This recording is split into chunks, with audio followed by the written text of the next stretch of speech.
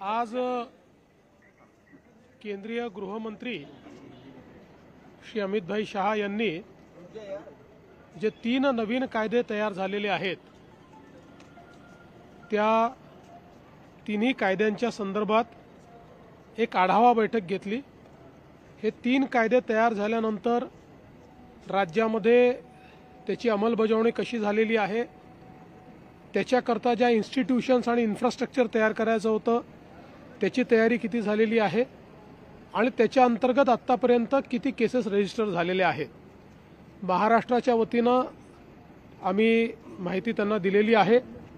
महाराष्ट्रामध्ये तिन्ही कायद्यांची अंमलबजावणी चांगल्या प्रकारे सुरू केलेली आहे। त्या संदर्भात विशेषतः फॉरेन्सिक इन्फ्रास्ट्रक्चर जे आहे हे आम्ही आता मोठ्या प्रमाणात तयार करतो आहोत। त्याच्यात 27 व्हॅन्स आमच्या आलेल्या आहेत। पुढच्या 6 महिन्यामध्ये हे कंप्लीट आमचं फॉरेन्सिक नेटवर्क तयार होईल आणि मग 7 वर्षापेक्षा अधिक ज्याच्यामध्ये सजा आहे अशा प्रत्येक स्पॉटवर फॉरेन्सिक व्हॅन्स जाऊन आणि तिथेच सगळ्या प्रकारची साक्षीचं कलेक्शन हे करण्याची योजना आम्ही तयार केलेली आहे। त्या संदर्भात आम्ही पूर्ण माहिती त्यांना दिली। यासोबत जवळपास आता 90% म्हणजे 2 लाखाचा आपला फोर्स आहे, त्यातल्या 90% लोकांचं ट्रेनिंग आपलं पूर्ण झालेलं आहे नवीन कायद्यांच्या संदर्भात। त्या संदर्भातली माहिती आम्ही त्यांना दिली। आता विशेषतः कोर्टामध्ये चक्रा माराव्या लागू नयेत किंवा प्रत्येक वेळी सगळा फोर्स घेऊन कोर्टात जावं लागतं। नवीन कायद्याने जेल असेल किंवा फॉरेन्सिक डिपार्टमेंट असेल किंवा इतर अशा प्रकारच्या पब्लिक इन्स्टिट्यूशन्स असतील, इथे साक्षीचे क्युबिकल्स तयार करून ते ऑनलाईन जोडून नोटिफाय करण्याची एक सोय करून दिलेली आहे। तशा प्रकारच्या प्रत्येक कोर्टचे क्युबिकल्स तयार करून ते ऑनलाईन जोडण्याच्या संदर्भात आम्ही आता सुरुवात केलेली आहे। त्याची माहिती आम्ही दिली। पुढच्या 6 ते 8 महिन्यात हे काम देखील आम्ही पूर्ण करू, ज्यामुळे कोर्टातली गर्दी देखील कमी होईल आणि प्रत्येक वेळी पोलीस व्हॅन द्या, पोलीस एस्कॉर्ट द्या आणि जो काही त्या ठिकाणी आरोपी किंवा अपराधी आहे त्याला जेलमध्ये न्या, हे सगळं जेलमधनं कोर्टामध्ये न्या, अशा सगळ्या गोष्टी कमी करता येतील। त्यांनी आम्हाला एक गोष्ट अजून सांगितली की विशेषतः आता जास्त डेट्स मागता येणार नाहीत या संदर्भात कायद्याने प्रोव्हिजन केलेली आहे। त्यामुळे प्रॉसिक्युशन विंगला तशा प्रकारचं ट्रेनिंग हे देऊन कमीत कमी वेळात केस कशी निकाली निघेल या संदर्भातला प्रयत्न आम्ही करणार आहोत। मला असं वाटतं अतिशय चांगली, अतिशय सकारात्मक अशा प्रकारची ही बैठक या ठिकाणी झालेली आहे। आम्हाला चांगलं मार्गदर्शन यातनं मिळालेलं आहे। हे तिन्ही कायदे लागू करण्याच्या संदर्भात आता आम्ही अधिक वेगानं या ठिकाणी काम करू। आज केंद्रीय गृहमंत्री श्री अमित शाह जी ने जो 3 नए कानून क्रिमिनल लॉज तैयार हुए हैं उसकी समीक्षा की बैठक ली। इस बैठक में इन तीनों कानूनों के अनुरूप हम लोगों ने कितनी इंस्टीट्यूशंस तैयार की, कितना इंफ्रास्ट्रक्चर तैयार किया, कितने केसेस इसमें हमने दाखिल किए, उन केसेस की परिस्थिति क्या है, ऐसी सारी चीज़ों की समीक्षा की गई। इन कानूनों में जो नए प्रावधान है उसमें हम लोग किस प्रकार से कार्य कर रहे हैं इसके बारे में समीक्षा हुई। हमने महाराष्ट्र की ओर से बताया कि 7 साल से ऊपर की केसेस में जो फॉरेंसिक इंफ्रास्ट्रक्चर तैयार करना है उसमें 27 वैन्स हमने कार्यरत कर दी है। बची हुई भी अगले 6 महीने में हम कार्यरत करेंगे, जिसके कारण एक प्रकार से क्वालिटी एविडेंस ये जो एक प्रोसेस होती है इसको हम लोग जमा कर पाएंगे। साथ में जो हमारे कोर्ट्स है उन कोर्ट्स में तो हम लोगों ने एक प्रकार से ऑनलाइन सिस्टम्स खड़ी की है, लेकिन नए कानून के हिसाब से हर कोर्ट का डेजिग्नेटेड, डेडिकेटेड, नोटिफाइड क्यूबिकल ये कोर्ट में खड़ा करना है, ये फॉरेंसिक लैब में खड़ा करना है।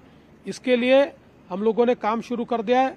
अगले 6 महीने में हम उसको भी शुरू करेंगे, जिसके कारण अपराधी को जो बार बार कोर्ट ले जाना पड़ता है वो बंद हो जाएगा और हम सीधा जो हमारे जेल से उसमें से भी वीडियो कॉन्फ्रेंसिंग के माध्यम से केस को चला पाएंगे। इसके साथ साथ जो अलग अलग प्रकार से अभी यंत्रणाएं नए कानून ने तैयार की है उन यंत्रणाओं को हमने किस प्रकार से तैयार किया है इसकी भी समीक्षा हुई है।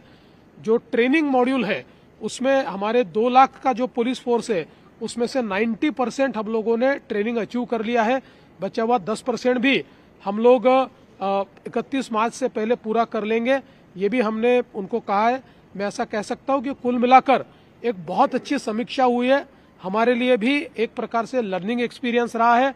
कुछ कमियां जो थी वो भी हम लोगों ने आइडेंटिफाई की है, जिसको हम पूरा करेंगे और आने वाले 6 महीनों में पूरे तरीके से इसको रोल आउट करके एक बहुत ही गतिमान, एक बहुत ही प्रगतिशील इस प्रकार की ये कानून व्यवस्था को हम खड़ा करेंगे। मुंबईवरील दहशतवादी हल्ल्यातील मोठा आरोपी तहव्वूर राणा याला एक्स्ट्राडिशनला प्रत्यार्पणाला परवानगी मिळाली अमेरिकेने। ही अतिशय आनंदाची गोष्ट आहे की 26/11चा अपराधी तहव्वूर राणा याच्या एक्स्ट्रॅडिशन करता अमेरिकेने होकार दिलेला आहे। मी माननीय प्रधानमंत्री मोदीजींचे आभार मानतो की त्यांनी अमेरिका प्रशासनाला याकरता तयार केलं। कारण आपल्याला माहिती आहे मागच्या काळामध्ये आम्ही प्रयत्न करून ऑनलाईन साक्ष त्याची मिळवली, त्यामुळे पाकिस्तानचा हात याच्यामध्ये आपण दाखवू शकलो। पण त्यावेळी मात्र अमेरिकेने सांगितलं होतं की आमच्या प्रोटेक्शनमध्ये तो असल्यामुळे आम्ही त्याला देणार नाही। मात्र तो भारताचा अपराधी आहे आणि त्यामुळे भारताच्या लीगल आणि ज्युडिशियल सिस्टीमला अपराधी म्हणून तो उपलब्ध झाला पाहिजे आणि त्याला सजा देता आली पाहिजे, अशा प्रकारची आपली मागणी होती। माननीय प्रधानमंत्री मोदयांनी ती रेटली आणि तहव्वूर राणाच्या प्रत्यार्पणाला या ठिकाणी जी मान्यता मिळालेली आहे, मला असं वाटतं की आता फायनल जस्टिस 26/11ला आपल्याला या ठिकाणी मिळणार आहे। तहव्वूर राणा जो 26/11 के मुंबई के हमलों का एक प्रकार से प्लानिंग का मास्टरमाइंड रहा है, उसके एक्स्ट्राडिशन को अमेरिका ने मान्यता दी है। मैं इसके लिए देश के प्रधानमंत्री श्री नरेंद्र मोदी जी को बहुत बहुत धन्यवाद देता हूं। पिछले समय हम लोगों ने पीछे लग के अमेरिका से परमिशन लेकर ऑनलाइन तहव्वूर राणा की साक्ष्य की थी, जिसके कारण इस मामले में जो पाकिस्तान का हाथ था वो दुनिया के सामने आया। कोर्ट ने कन्विक्शन भी दिया, लेकिन हम सभी भारतवासी ये चाहते थे कि भारत के खिलाफ साजिश करने वाले, हम पर हमला करने वाले इस मास्टरमाइंड को भारत को सौंपा जाए, जिसके ऊपर अमेरिका तैयार नहीं थी। उनके प्रोटेक्शन में वो था, लेकिन प्रधानमंत्री जी की पहल पर तहव्वूर राणा को एक्स्ट्रेडिशन की परमिशन एक प्रकार से अमेरिका के राष्ट्रपति श्री ट्रंप इन्होंने दे दी है। मुझे लगता है भारत के लिए एक बहुत महत्वपूर्ण ये चीज है, क्योंकि हमारे लीगल और जुडिशियल सिस्टम के माध्यम से हमारा अपराधी ये अपनी सजा पाए, ये हमारे लिए बहुत महत्वपूर्ण है। मैं इस घटना को बहुत महत्वपूर्ण घटना मानता हूं। रूम तयार केलेली आहे उपमुख्यमंत्री एकनाथ शिंदे यांनी। असं आहे की त्या ठिकाणी आमचंच ऑफिस होतं जेव्हा मी उपमुख्यमंत्री होतो, ती जागा त्यांच्याच करता होती, त्यामुळे ऑफिसेसचं रिअलाइनमेंट चाललेलं आहे। त्यामुळे त्याला बातमी बनवणं एवढं मोठी घटना ती नाही आहे। प्रत्येक गोष्टीची बातमी करू नका, सगळं चांगलं चाललंय, नीट आहे। एक्स्ट्राडिशन नंतर मुंबईतच आणलं जाईल, कारण खटला मुंबईत चाललेला आहे। मुंबई की जेल में रखा जाता है तो क्या सुरक्षा व्यवस्था के हिसाब से महाराष्ट्र की सुरक्षा व्यवस्था टाइट है कि ऐसे खतरनाक अपराधी को लाकर वहाँ रखा जाए? अरे भाई, हमने कसाब को रख लिया तो ये कौन सी बड़ी बात है, बिल्कुल रख देंगे। सर, आरबीआई ने न्यू कोऑपरेटिव बैंक है उसकी निकासी पर प्रतिबंध लगा दिया है। मुंबई में भी कई शाखाएं, वहां लोग रो रहे हैं, इसको लेकर आप? देखिए, आरबीआई जब कोई बैंक खराब परफॉर्मेंस करती है, जब उसके जो एसेट्स होते हैं वो डिप्लीट होते हैं, तो आरबीआई इस प्रकार के प्रतिबंध लगाती है, उस पर इंक्वायरी करती है, डिप्लीट होने वाले एसेट्स को रोकने की कोशिश करती है। अभी मेरे पास इसकी पूरी जानकारी नहीं है, लेकिन इसकी जो प्राथमिक जानकारी है उसके आधार पर मैं कहना चाहता हूं कि निश्चित रूप से आरबीआई ने जो कार्रवाई की है वो सोच समझकर ही की होगी। छत्रपती शिवाजी महाराजांची जयंती येते, जय शिवाजी जय भारत या पदयात्रेचं आयोजन केलं आहे। पंतप्रधान त्या दिवशी भाषण करणार आहेत सकाळी, त्याबद्दल निश्चितपणे मला असं वाटतं की छत्रपती शिवराय यांनी ज्या स्वराज्याची स्थापना केली, हे स्वराज्य केवळ त्या काळापुरतं नाही तर अनंत काळाकरता राज्यकारभार कसा चालवला पाहिजे याचं मार्गदर्शक असणार आहे. आणि म्हणूनच आमच्या युवा पिढीला त्याच्याशी जोडण्याकरता या पदयात्रेचं आयोजन करण्यात आलेलं आहे. आणि मला विश्वास आहे की या माध्यमातून छत्रपती शिवरायांच्या राज्यकारभाराचे जे वेगवेगळे अंग आहेत ते देखील आपल्याला या माध्यमातून पाहायला मिळतील. चला, धन्यवाद.